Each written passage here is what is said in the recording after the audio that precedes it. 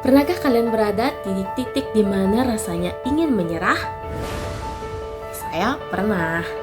Jika saya bisa kembali ke beberapa tahun yang lalu, ada satu hal yang ingin saya sampaikan kepada diri saya sendiri. Yang mana perjalanan ini akan jauh lebih sulit daripada yang kamu bayangkan. Akan ada saat ketika bisnis tidak berjalan sesuai harapan. Akan ada saat ketika kamu harus membagi waktu antara pekerjaan, bisnis, dan pendidikan. Dan akan ada saat ketika menyerah terasa jauh lebih mudah daripada bertahan. Namun, akan ada saat di mana semua perjalanan itu bisa dijadikan pelajaran sebagai leadership yang sebenarnya. Halo semuanya, perkenalkan nama saya Putri Rina Agustini. Saya adalah mahasiswa Universitas Ciputra sekaligus pemilik PT Megari Group. Dalam video ini saya ingin membagikan bagaimana pengalaman hidup saya membantu saya memahami dan menerapkan konsep leadership dalam kehidupan nyata. Ketika mendirikan PT Megari Group pada tahun 2017, saya memiliki sebuah mimpi.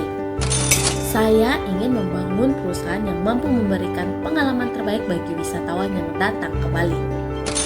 Namun seiringnya berjalan waktu, saya menyadari bahwa membangun bisnis jauh lebih kompleks daripada yang saya bayangkan. Semakin besar tanggung jawab yang harus dihadapi, semakin banyak keputusan yang harus diambil, dan semakin banyak tantangan yang muncul. Di tengah berbagai kesibukan tersebut, saya tetap memilih untuk melanjutkan pendidikan di Universitas Ciputra.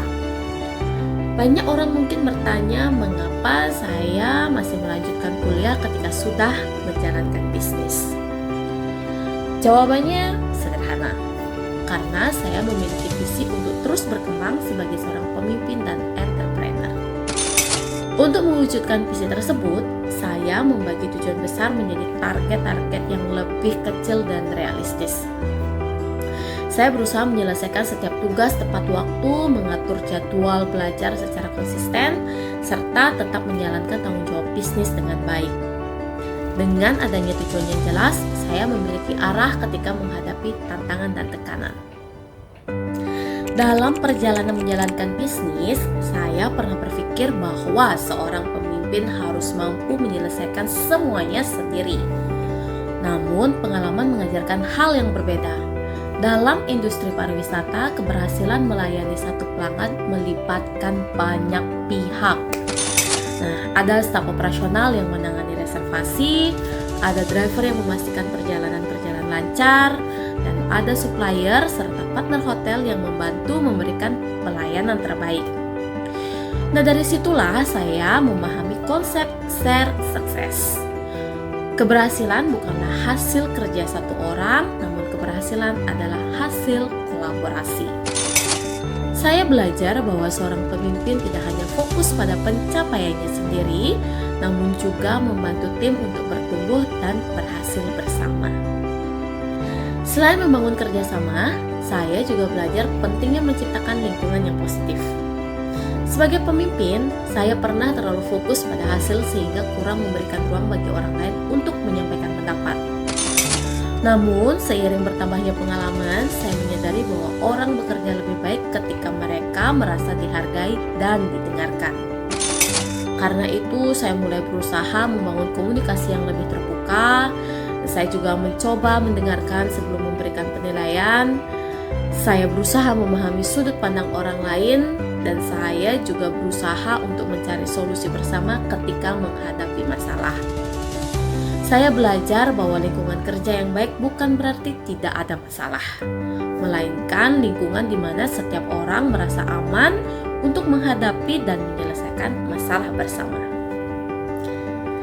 Dari semua konsep leadership yang saya pelajari, ada satu konsep yang paling dekat dengan perjalanan hidup saya, yaitu perseverance. Perjalanan saya tidak selalu berjalan sesuai rencana. Ada berbagai tantangan yang harus saya hadapi, baik dalam bisnis, pekerjaan, maupun pendidikan. Sebagai seorang yang menjalankan beberapa peran sekaligus, saya sering menghadapi situasi yang menuntut saya membagi waktu, energi, dan fokus dalam jumlah yang terbatas. Ada target yang tidak tercapai, ada rencana yang harus dirubah, ada masalah yang membutuhkan waktu lebih lama untuk diselesaikan, dan ada hari-hari ketika saya merasa sangat lelah. Namun setiap kali menghadapi situasi tersebut, saya selalu mengingat kembali alasan mengapa saya memulai semuanya. Saya mengingat visi yang ingin saya capai. Saya mengingat tanggung jawab yang saya miliki. Dan saya mengingat bahwa menyerah tidak akan membawa saya lebih dekat kepada tujuan. Dari situlah saya memahami bahwa perseverance bukan berarti tidak pernah jatuh. Perseverance adalah kemampuan untuk bangkit setiap kita kali jatuh. Tetap belajar ketika hasil belum terlihat, tetap mencoba ketika pernah gagal, dan tetap melangkah meskipun perjalanan terasa berat. Dari seluruh perjalanan tersebut, saya mendapatkan satu pelajaran yang sangat berharga.